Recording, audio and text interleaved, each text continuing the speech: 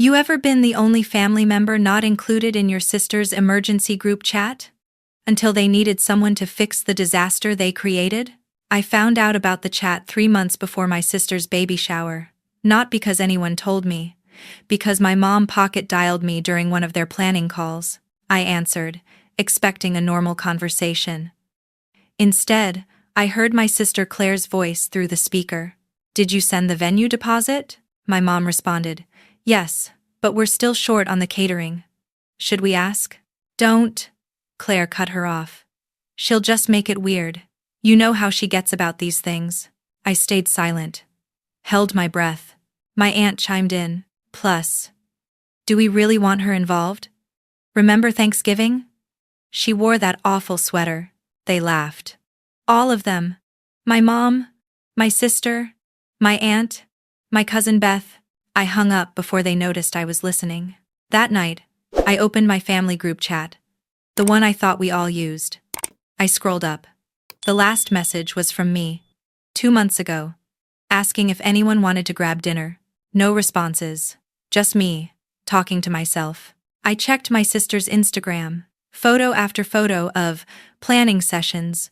Mom and Claire at brunch. Beth and Claire at a flower market. My aunt holding up baby onesies. Not one picture included me. I'm the middle child. Claire is 2 years younger. Our older brother Daniel lives in Oregon with his family, barely visits, so it's always been me and Claire growing up. Or at least I thought it was. Turns out, I'd been phased out so gradually I didn't even notice. The next morning, Claire called. "Hey," she said, bright and cheerful. "So, baby shower is in 3 months. Can you help with setup?" I paused. "Sure, what do you need?" "Oh, day of stuff. Setting up chairs, arranging tables. Mom and Beth are handling the actual planning, but we could use an extra pair of hands." An extra pair of hands. Not a bridesmaid, not a co-host, not even a guest who gets to sit down. "Sounds good," I said. "Send me the details." She did, 2 days before the event. I looked at the group chat I wasn't in. I couldn't see it, obviously. But I knew it existed. I could feel it.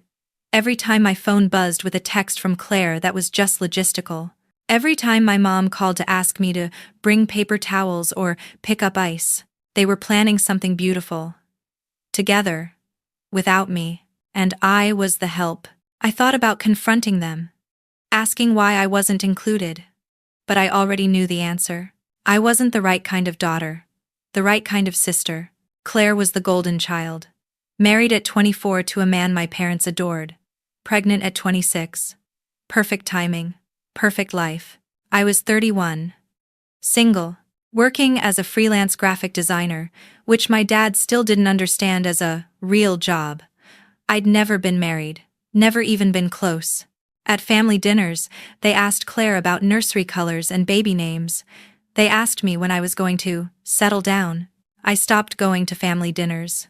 The week before the shower, my mom called. "Can you get there early?" she asked. "We need someone to set up the gift table." "What time?" 8. "Shower starts at 11. 3 hours early." "To set up furniture." "Sure," I said. I showed up at 8. The venue was a country club my parents belonged to. Beautiful gardens, high ceilings, chandeliers. I walked in with my box of supplies. Paper towels, plastic tablecloths, command hooks. My mom was already there. So was Beth. And Claire. And my aunt. They were laughing. Holding mimosas. My mom saw me and smiled. "Oh good, you're here. The tables are in the back. Can you start arranging them?" I looked at the 4 of them. Dressed up, hair done, makeup perfect. I looked down at my jeans and hoodie. "Sure," I said. I spent the next 2 hours setting up tables, hanging streamers, taping up a banner that said, "Oh baby." They spent 2 hours taking photos, adjusting flower arrangements, sipping drinks. At one point, Claire walked past me. She glanced at the gift table I'd just set up. "Can you move it to the left?" she said. "It's blocking the photo backdrop." She didn't say thank you. She didn't even stop walking. I moved the table. Guests started arriving at 10:30. I was still in my hoodie. still holding a roll of tape. My mom pulled me aside. "You should go change," she whispered. "I didn't bring anything," I said. She looked at me like I'd just admitted I forgot how to read. "Why not? You told me to come set up. You didn't say it was formal." She sighed. "Well, just stay in the back, okay? Help with serving food. We don't want people thinking—" She stopped. "Thinking what?" I asked. "Nothing. Just go help in the kitchen." I went to the kitchen. I spent the entire shower in the back, refilling trays, cutting cake, washing dishes. Through the doorway, I could see the party. My mom giving a speech, Beth leading a game, Claire opening gifts, glowing. At one point, someone asked, "Where's Claire's sister?" My aunt laughed. "Oh, she's around here somewhere, probably helping out." Probably helping out. Like I wasn't part of the family. Just part of the staff. I stayed in the kitchen until the last guest left. Then I helped pack up, folding chairs, boxing up leftover decorations. Claire found me as I was carrying a box to my car. "Thank you so much," she said. "This was perfect." I looked at her. Really looked at her. She meant it. She genuinely thought she'd just thanked me appropriately. "Yeah," I said. "No problem." I drove home, sat in my apartment, stared at the wall. I opened Instagram. The photos were already up. Claire's shower. 50 pictures. My mom, my aunt, Beth Claire, smiling, laughing, posing. Not one picture of me. I scrolled through the comments. "Such a beautiful family. Claire, you're glowing. Best sister squad ever." I wasn't in the squad. I wasn't even in the room. I started to cry. Not because I was sad, because I was angry. I'd spent years trying to be good enough, trying to fit into their version of what a daughter, a sister, should be. And it didn't matter. They didn't want me at the party. They wanted me behind the scenes. I opened my laptop, started looking through old photos, every family event for the past 3 years, birthdays, holidays, graduations. I was in maybe a third of them, always on the edge, always cut off, always out of frame. I found the group chat screenshots I'd accidentally seen on my mom's iPad once. They'd been planning Claire's engagement party, discussing themes, debating colors. I wasn't in that chat either. I sat there for hours, reading through old texts, looking at old photos, building a timeline of my own irrelevance. And then I had an idea. Claire's actual baby was due in 4 months. There would be a hospital visit, a meet the baby gathering, and I knew exactly what they'd ask me to do. Bring food, take photos, watch people's coats. I wasn't going to do that, but I wasn't going to disappear either. The next day, I called Claire. "Hey," I said, "I was thinking, for the hospital visit, do you want me to put together a photo slideshow? You know, your pregnancy journey, family memories, that kind of thing." She paused. "Oh, that's actually really sweet." "Yeah, that would be great." "Perfect," I said. "I'll need access to some family photos. Can you send me what you have?" "Sure, I'll send you the link to our shared drive." Our shared drive, the one I'd never been given access to before. She sent the link. I opened it. Hundreds of photos. Years of family memories. And a folder labeled Group Chat Screenshots. I opened it. There it was. The entire secret chat. Exported. Saved. I read through every message. Should we even invite her? About my cousin's wedding. They didn't. She always makes things awkward. About Thanksgiving. I'd brought a boyfriend. They hated him. I don't want her in the photos. She doesn't fit the aesthetic. About Claire's engagement shoot. I scrolled further. Do we have to put her at the head table? Claire's wedding. I was seated with distant cousins. She's probably jealous. Let's just keep her out of the planning. About the baby shower. Message after message. Year after year. I saved everything. Then I started building the slideshow. I used real photos. Claire's ultrasound pictures, maternity shoot, baby shower. But I added something else. Captions. I matched each photo with a message from the group chat. Claire's ultrasound. Should we even invite her? Baby shower photo. Let's just keep her out of the planning. Family photo from Thanksgiving. She always makes things awkward. I timed each slide to appear for 5 seconds. Long enough to read, not long enough to skip, and at the end, one final slide. To my family. I spent years wondering why I never felt like I belonged. Now I know. You never wanted me to. I saved the file.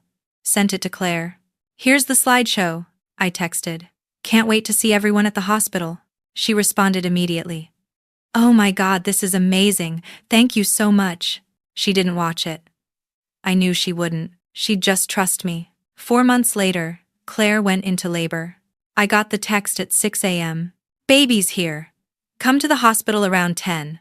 We're doing a little gathering in the family lounge. I showed up at 10. The family lounge was full. My parents, my aunt, Beth, cousins I barely saw, Claire's in-laws. Someone had brought a projector. Set it up in the corner. My mom saw me. Oh good. You're here. Can you help set up the food table? Sure, I said. I set up the table. Then I walked over to the projector. Is this for the slideshow? I asked. Yes, my mom said. Claire's so excited. She said you made something beautiful. I did, I said. I pulled out my laptop, connected it to the projector. Should I start it now? I asked. Let's wait until Claire comes out, my mom said. 10 minutes later, Claire walked in, tired but glowing. Everyone cheered. She sat down in the center of the room. My mom handed her a mimosa. Okay, my mom said. Before we go see the baby, let's watch the slideshow. I hit play. The first slide appeared. Claire's ultrasound photo. Below it, in clean white text. Should we even invite her? The room went quiet. The second slide. Baby shower photo. Let's just keep her out of the planning. My mom stood up. Wait. What is the third slide? Family Thanksgiving photo. She always makes things awkward, Beth gasped. Oh my God. The slides kept going. One after another. Claire's engagement photo. She doesn't fit the aesthetic. Claire's wedding photo. She's probably jealous. By the 6th slide, Claire was crying. By the 10th, my mom was yelling at me to turn it off. I didn't. The final slide appeared. To my family, I spent years wondering why I never felt like I belonged. Now I know. You never wanted me to. The screen went black. I closed my laptop. Stood up. The room was silent. My mom was the first to speak. How could you do this? Today of all days? I looked at her. You've been doing this to me for years. I just wanted you to see it. Claire was sobbing now. You ruined everything. No, I said. You did. A long time ago. I walked out. Behind me, I could hear my aunt trying to calm everyone down, my mom yelling, Claire crying. I didn't look back. I got in my car. Drove home. An hour later, my phone started buzzing. Texts from my mom. You need to apologize. Texts from my aunt. This was completely inappropriate. Texts from Beth. I can't believe you did that. Texts from Claire. You're dead to me. I blocked all of them. Then I posted the slideshow on my private Instagram. The one I used for close friends. I didn't add commentary, just the video. Within an hour, I had 50 messages. Friends I hadn't heard from in years. People who'd been at those family events. People who'd seen how I was treated. I always wondered why you weren't in the photos. I noticed they never talked about you. I'm so sorry. I didn't realize it was this bad. One message stood out. It was from Daniel, my older brother. I saw what you posted. I'm sorry. I should have said something years ago. I saw it happening. I just didn't know how to stop it. I called him. We talked for 2 hours. He told me he'd been phased out too. Different reasons. He married someone my parents didn't approve of. Moved away. Stopped coming to events. They do this, he said. They pick favorites. And if you're not the favorite, you're nothing. I know, I said. Are you okay? He asked. Yeah, I said. I think I am. For the first time in years, I meant it. The weeks after were hard. My parents tried to guilt me, left voicemails, sent emails. You embarrassed this family. You owe your sister an apology. We raised you better than this. I didn't respond. Claire blocked me on everything. My mom stopped calling after the 10th ignored voicemail. My aunt sent one final text. "You're not welcome at family events anymore." I wrote back. "I haven't been welcome for years. Now it's just official." I didn't hear from them again. But I heard from other people, cousins I'd lost touch with, friends of friends who'd seen the slideshow. "I've been the scapegoat in my family too. Thank you for speaking up. This gave me the courage to set boundaries." I started therapy. Talked through years of feeling invisible. My therapist asked me, "What do you want now?" I thought about it. "I want to stop waiting for them to see me," I said. "I want to see myself." 6 months later, I moved to Denver. New city. New start. I got a job at a design firm, made new friends, started dating someone who actually showed up. I didn't post about my family anymore. Didn't talk about them. I just lived. 1 year after the slideshow, I got a message. It was from Claire. "I've been in therapy. I'm starting to understand what happened. I don't know if you'll ever forgive me, but I'm sorry." I stared at the message for a long time. Part of me wanted to respond, to forgive her, to rebuild. But another part of me remembered the years of being invisible, the years of being tolerated, not loved. I wrote back, "I appreciate the apology. I'm not ready to talk yet. Maybe someday." She didn't respond. I don't know if someday will come, but I know this. I don't need them to validate me anymore. I don't need to be in their group chat, in their photos, in their lives. I have my own life now, and I'm finally the main character in it. People ask me if I regret the slideshow, if I went too far. I don't think so. They spent years quietly erasing me. I just made the quiet part loud. Sometimes the only way to be seen is to show people exactly what they've been doing. And if they can't handle the truth, that's not my problem anymore.